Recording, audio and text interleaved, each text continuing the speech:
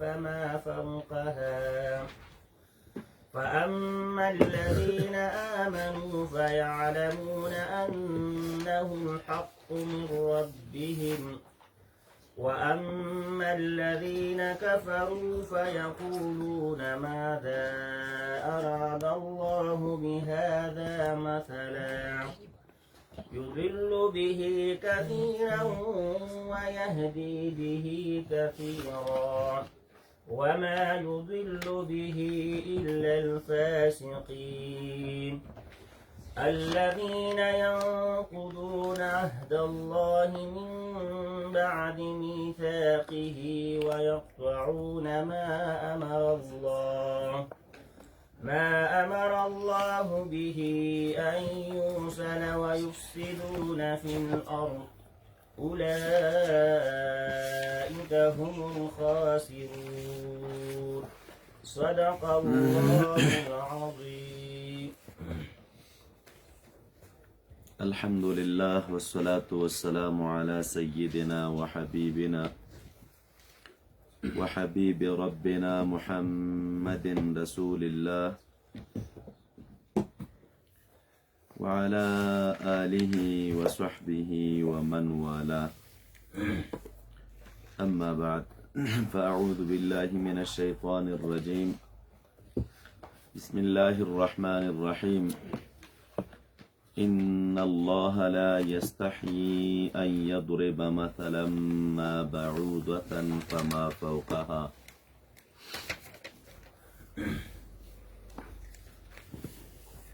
سورة البقرة آية نمبر 8.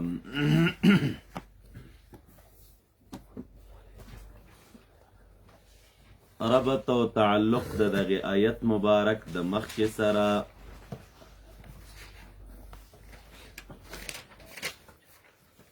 په مخکې آیت کې بشارت وو د هغې نه وړاندې ترغیب وو بیا چلن ذکر وو د قرآن کریم د حقانیت اعلان وو. دی آیت مبارک کې الله تعالی د منکرینو د اعتراض جواب کوي.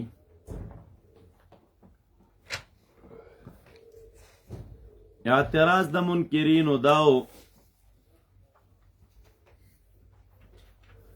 چې کله قرآن عظیم الشان کې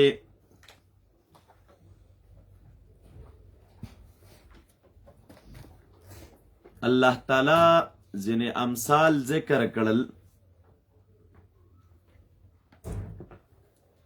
یا ځینې مفسرینو لیکلی دي قرآن کریم کې د مچ یا د عنکبوت ذکر وشو.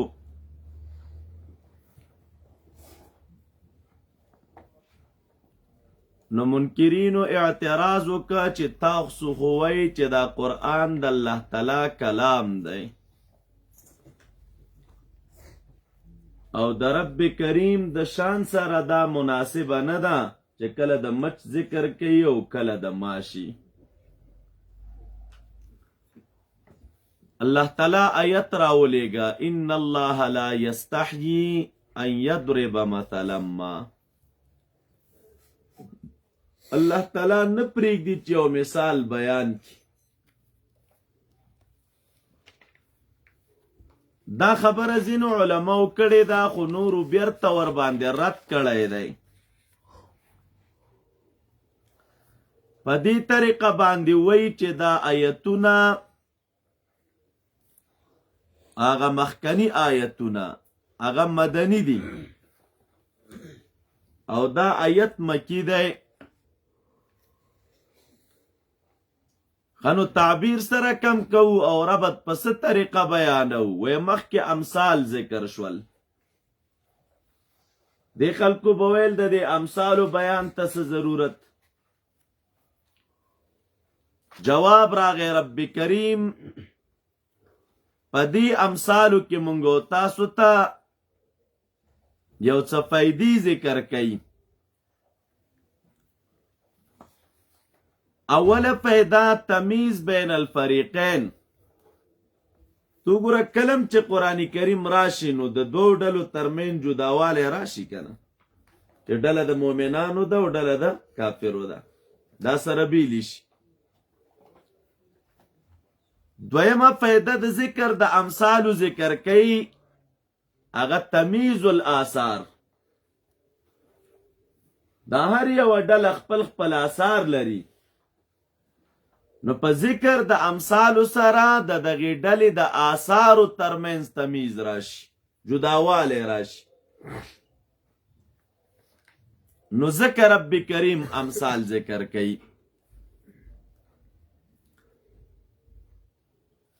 عنوان د آیت دی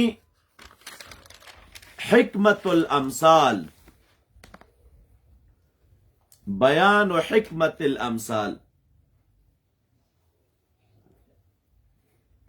ضمناً د قرآن کریم کمال هم ذکر کیږي پکې د ایمان طرف ته ترغیب هم دی پکې او رد علی الکفر هم دی پکې نو رب کریم فرمای ان الله لا یستحیی یقینا اللہ تعالی حیا نکئی ان یضربا چی بیان کی مثلا ما دا ما دا مثلا سره لگیگی خوا دلتا غلط نشی زین خلق ما دا بعودو سره لگی ان یضربا ما دسی بیوی چی بیان کی مثلا یو مثال ما بعودتن دما کې خبر کوم درته رستو دا د مثلا سره ولګوي یقینا الله تعالی حیا نه کوي یا الله تعالی نه پرېږدي ان یضربا چې بیان کی مثلا ما یو مثال لرا نو دا ما تاکید د مثلا کوي بعودتن فما فوقها د ماشی یا د پاسه د ماشینا د ماشی یا د پاسه د ماشینا وقف فاما الذین آمنوا پس هر هغه کسان آمنو فیعلمون انه الحق من ربهما پویگی دوی چې دا حق دی من ربهم د طرف دا رب د دوی نه دی اغی پی ایمان لري یا د فیعلمون سر علما لیکي علم دلتا په مرتبه د تصدیق کې تعبیر وکي فاما الذین آمنوا فیعلمون ای فیصدقون اغی تصدیق او یقین کوي دا دی خبری چې دا امثال حق دی من ربهما دا دی مثالونو بیان حق دی من ربهما و اما الذین کفروا او هر چې هغه کسان دی کفرو چې انکار او کفری کړي فیقولون پس وی دوی ماذا اراد الله بهذا مثلا سشی اراده کړی دی الله تعالی بهذا مثلا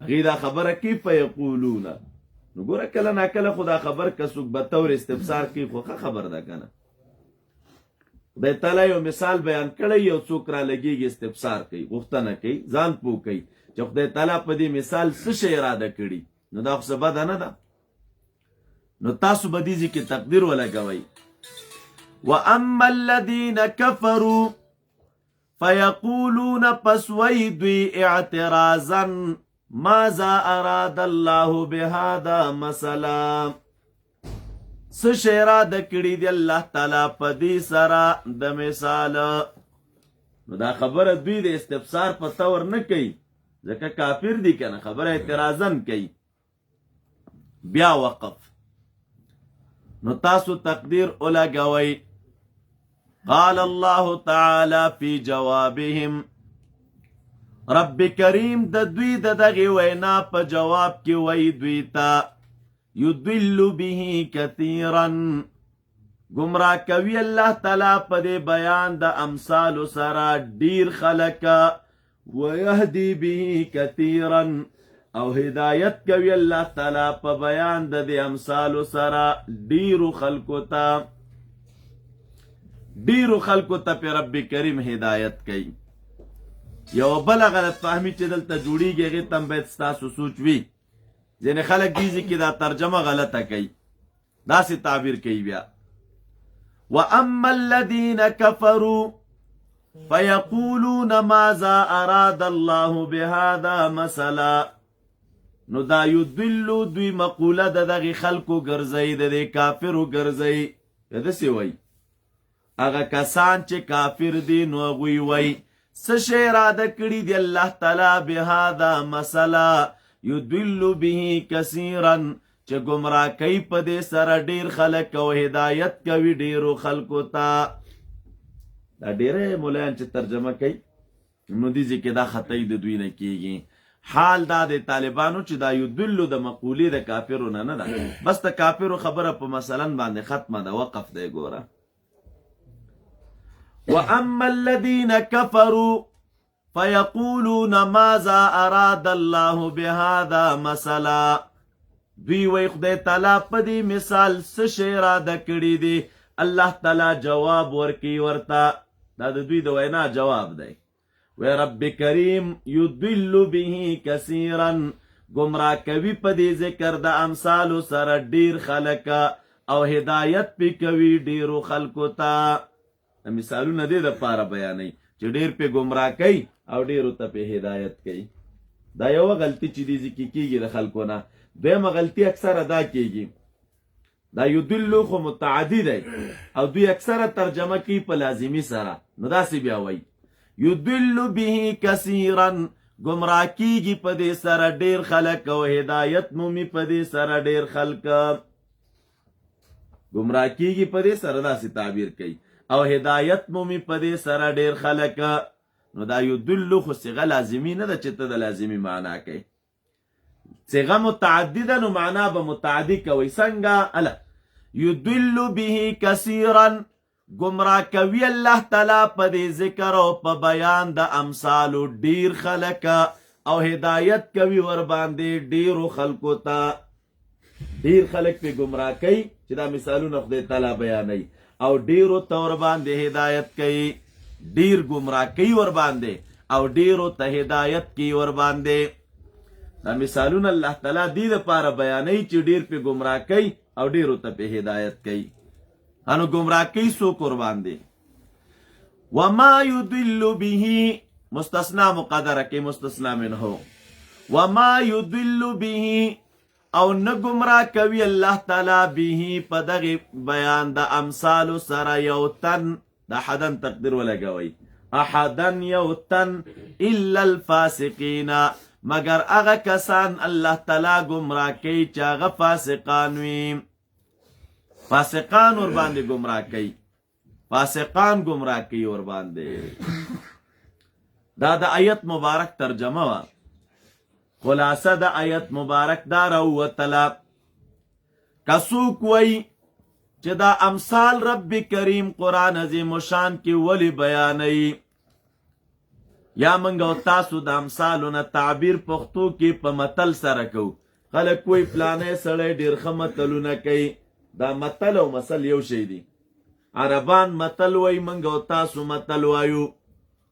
نو منکرینو اعتراض دا کو چې رب کریم متلونه قرآن کریم کې ولی بیانوي لکه مخکې چې بیان شول.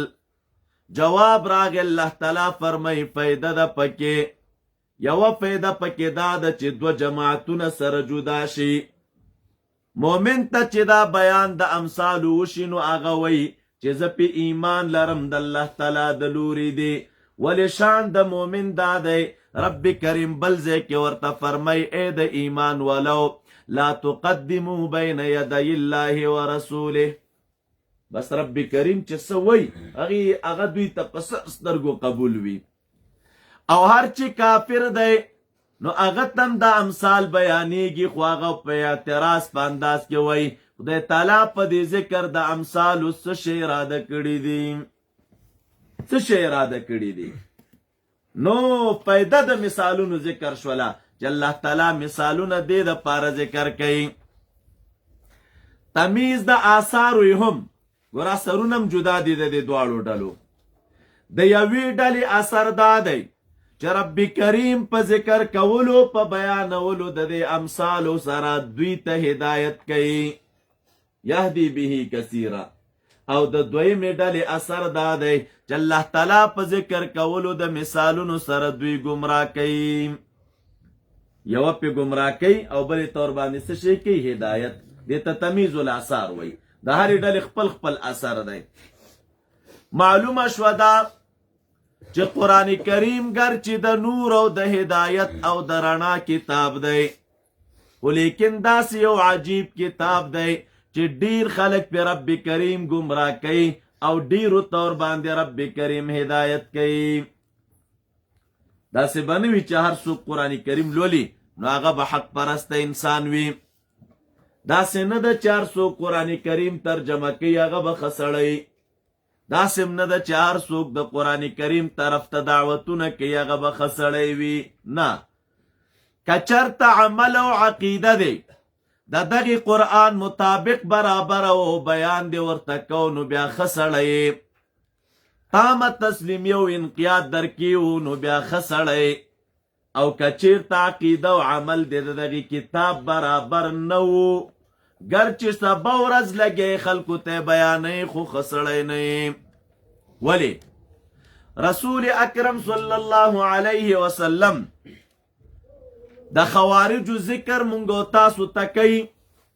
خوارج څومره بدترین خلک دي یو ځای کې محبوب ورته کلاب و اهل النار وی د جهنم د اهل سپي عبدالله ابن عمر رضی الله عنه په باره کې راځي چې وکان ابن عمر یراهم شرار خلق الله د الله تعالی په مخلوق کې به عبدالله ابن عمر رضی الله عنه دا خوارج چې دی بدترین مخلوق ګڼه بدترین مخلوق عبدالله ابن عمر رضی الله عنه صحابي دی او خارجي ته د بدتر انسان په نظر باندې ګوري سره د دې نه چې خوارج څوک دی رسول اکرم صلی الله علیه وسلم د خوارجو په حق کې وایي داسې هغه د ذوالخویسره د قتل غوښتنه چې یا خالد رضی الله عنه یا عمر رضی الله عنه وکړه چې نبی علیہ السلام ته وفرمیل چې د الله نبی عدل وکړه محبوب ورته فرمایي که زه عدل اونکم نو څوک به عادل وي رب کریم زه د خلکو دپاره امین مقرر کړی یم او ته مې امین نه ګڼې صحابي مبارک وایي د الله نبی کسته اجازت وي قتل به کم محبوب جواب ورکوي نه ان من دؤدؤ هذا د ده په نسل کې به یو قوم را پیدا شي یقرؤون القرآن قرآن کریم به لولي خو دا قرآن کریم به د دوی د مریو نه ښکته کېږي نه حدیث ته ابو داود دی ګوره باب قتل الخوارج امام ابو داود مستقل باب لګولی اور باندې دویم جلد کې د ده په نسل کې به وایي داسې خلک را پیدا شي قرآن کریم به لولي خو د مریو نه به ښکته کېږي نه امدی ابو داود کی حدیث دے رسول اکرم صلی اللہ علیہ وسلم فرمائی یدعون الى کتاب اللہ ولیسو فی شیء منہ خلق بد اللہ تعالی کتاب ترا دعوت کی راشی او خلقو کتاب بیانی کی تفسیر او ترجمہ دا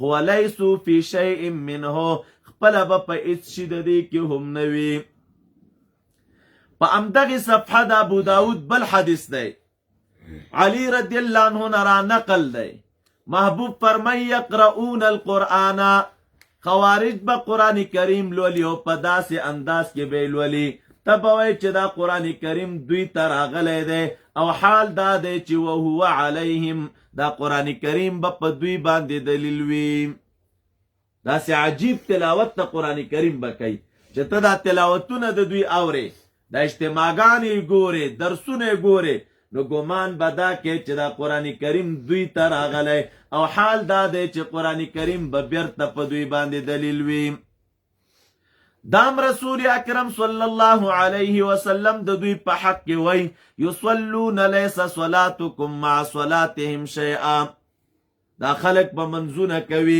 ستاسې منځونه به د دوی د منځونو په مقابل کې هیڅ شی هم نه وي، داسې عجیبه منځونه به کوي. نو د خوارجو په صفت کې راځي چې خوارج یقرؤون القرآن، قرآن کریم بلولي د مریونه به ښکته کیږي نه. محبوب فرمای خوارج چې دی قرآن کریم بلولي یدعون الی کتاب الله، تنها په لوستو به اکتفا نه کوي، خلق به د الله تعالی کتاب ته هم رابلي. دریم محبوب فرمای خوارج قرآن کریم به داسې انداز کې لولي ته به وایي چې دوی ته راغلی، او حال دا دی چې قرآن کریم به بیرته په دوی باندې دلیل او رد وي. نو معلومیږي چې تنها د قرآن کریم لوستل کمال نه دی، نه د قرآن کریم طرف ته تنها دعوت کمال دی، نه د قرآن کریم ښه قراتونه چې دی دا کمال دی، نه کمال دا دی چې د قرآن کریم مطابق د عمل او عقیده جوړوي. نو چې عمل دی برابر شو عقیده دی جوړه شوه، نو که بیا قرآن کریم لولي نو دا د هدایت کتاب دی. رب کریم فرمای یهدی به کثیرا، او که قرآن کریم لولي او عمل او عقیده دی برابر نه وه نو یضل به کثیرا. دا تفسیر تاسو ته ما د ځان نه ونه کړه، د دې آیت لاندې علماء کرام لیکي یضل به کثیرا، رب کریم په ډیر خلق گمراه کوي. هغه کم خلق دی چې الله تعالی په قرآن گمراه کوي. مختلف اقوال دی د علماء، د علی رضی الله عنه نه را نقل دی، قرطبی وغیره دا قول راخستی یضل به کثیرا قالهم الخوارج، دا د علی رضی الله عنه نه را نقل دی. رب کریم چې په ډیر خلق گمراه کوي په دغه کتاب نو هغه څوک دی؟ وای هغه دا خوارج دی. خوارج رب کریم په قرآن کریم گمراه کوي. ولی؟ قرآن لاس کې نیولی، عقیده د قرآن کریم مطابق نه، قرآن کریم ته دعوت ورکوي او عقیده د قرآن کریم مطابق نه. اوس رب کریم فرمای بل څوک په دغه کتاب نه گمراه کوم یا نشي گمراه کولی ور باندې مگر فاسقان. الہ فاسقان څوک دی؟ الذین ینقضون عهد الله، فاسقان هغه خلق دی چې دوی سپړي هغه لوز د باري تعالی او خلاف ورزي کوي. من بعد میثاقه، وروستو د کلکوالي د دغې لوز نه. لوزونه د رب کریم سره کړي کلک او مضبوط، باوجود د هغې بیا هم رالګېږي دا لوزونه ماتوي او د هغې خلاف ورزي کوي. ویقطعون ما امر الله به ان یوصل، دا ان یوصل تاسو ویلي ان چې کله په فعل مضارع داخل شي هغه په تاویل د مصدر سره ګرځي، نو دا ان یوصل نه تعبیر وکي په الوصل سره، نو داسې ووایي. ویقطعون او کټکوي دوی څه شی کټکوي؟ ما امر الله، هغه چې امر کړی دی الله تعالی به په هغې سره الوصل د پیوستوالي، یعنی رب کریم چې د کم شي د پیوستوالي امر کړی دی دوی هغه سره پیوست کوي نه او کټ کوي. تاویلات کو وروستو ویفسدون فی الارض، او رانی کوي دوی په ځمکه کې په ترک د شریعت او د توحید سره ځمکه کې ورانی کوي. رب کریم فرمای اولئک هم الخاسرون، دغه مخکنی خلق چې په چا کې دغه صفات وي هم دوی تاوانیان دي، هم دوی تاوانیان دي. او تاوانیان ولی دي؟ ځکه په بدله د هدایت کې دلالت او گمراهی د ځان د پاره غوره کړه، او څوک چې په بدله د هدایت کې گمراهی ځان ته غوره کړي نو هغه تاوانی وي، نو دا تاوانیان دي. مقصد د آیت مبارک باندې پوښ انشاءالله. کلماتو تراشی طالبہ ان الله لا يستحيي ان يضرب مثلا ما، دا ان راغله نو داخل التحقیق او للتاکید ده. ابل اورد مو اویل سوک ترجمه داسی کی په تحقیق سرا، سوک وی ان یقینا یو خبر دا. لا يستحيي دا صفت سلبی ده، صفت سلبی. د رب کریم. او دغسی صفات یا دا صفت کله ناکله صفات سلبی مطلقاً وی، مطلقاً کله صفات سلبی چې د موقت او مقید وی. صفات سلبیه مطلقاً لکه لیس بجسم، رب کریم جسم نه دی، نو دا جسمیت په هر وخت کې او په هر حالت کې د رب کریم نه سلب او نفی دی. ځینې صفات سلبیه داسې وي چې هغه مطلق نه وي، مقید وي، موقت وي، په ځینو ځایونو کې ثابت وي او په ځینو ځایونو کې نه. لکه دیزي کې ګوره دلته راغله ان الله لا یستحیي، الله تعالی حیا نه کوي. یو بل ذکر بیا حدیث مبارک کې راځي، الله تعالی فرمائی، النبی علیہ السلام فرمائی ان الله حیی کریم، یقینا الله تعالی حیاناک ذات دی او کریم ذات دی. ګوره دلته دا لا یستحیی د نفی انداز کې ذکر دی او بل ذکر بیا ورته حیا ثابته ده. دویم یا لکه حدیث مبارک کې دام راځي ان الله، نبی علیہ السلام فرمایلی ان الله یستحیی من العبد، یقینا رب کریم د یو بندنه حیا کوي چې هغه لاسونه پورته کړي او دعا غواړي د خدای تعالی نه، او دی دا لاسونه بیرته خالق کته کړي، نو رب کریم د دې نه حیا کوي. یعنی مسلمان چې لاسونه پورته کړي نو رب کریم سوال قبلی. نو ګوره هلته راغلي ان الله یستحیی من العبد، یقینا الله تعالی حیا کوي د بندنه، حیا کوي د بندنه. نو دا صفت کله الله تعالی ته ثابت وي او کله تی دی هغه نفی وي. طالب یستحیی راغلی د حیا نه، اوس حیا ویلی کیږي چاته، د حیا تعریف څه شی دی؟ نو حیا علما لیکي لغتا الانقباض عن الشیء والامتناع منه، د یو څیز نه منع کیدل او د یو څیز نه انقباض، دې ته حیا وی. شرعا حیا چاته ویلی کیږي اصطلاحا و خلق یمنع الانسان عن مواقعة القبیح شرعا او عقلنا. اصطلاحا حیا دی توي و دا حیا سا اخلاق دی چې منع کوي انسان لرا د واقع کېدو د دنا د یو قبیح کار. عامه ده چې دا کار قبیح عقلا وي او که شرعا وي، یو شی شرعا بدوي یا عقلا بدوي. و د انسان په باطن کې یو صفت شته چې دغه صفت د لره منع کوي د واقع کېدو د دغې خبیث کار نه چې دا ترې واقع شي، دې ته حیا وایي. لکه پام مو وي موږ تاسو تعبیر کوو که نه، وایه لکه پلانی سړی کنځانه کوي، ډېر حیاناک انسان دی، غلطه خبر نه کوي، ډېر حیاناک دی. مشران ناست وي د هغې په مخ کې بې ځایه غږیږي نه، ډېر حیاناک دی. د هغې په مخ کې خپې نه غځوي، ډېر حیاناک دی. دا خبرې خلک کوي که نه. نو اوس ته حیا څه رقم صفت دی؟ یو کار دی د خلکو په نظر کې بد دی، یا عقلا یا شرعا. مثلا شرعا بدکار زنا ده، دروغ دی، جواری ده، سود وغیره دی. یو انسان دا شرعا چې کم کارونه بد دی دام نه کوي، عقلا ځینې کارونه بد دی دام نه کوي. ولی نه کوي؟ وی د ده په باطن کې یو صفت پروت دی او هغه صفت منع کوي د لره د دغسې کړنو نه، دغې صفت ته حیا ویلی کېږي. نو حیا یو باطني صفت دی چې انسان د بدیو نه منع کوي، عامه د بدي شرعا وي او که بدي عقلا وي، دې ته حیا ویلی کېږي. چې راځي که نه اذا فاتک الحیاء فافعل ما شئت، چې کله حیا در نه فوت شوه نو چې بیا څه کوې خوښه دی.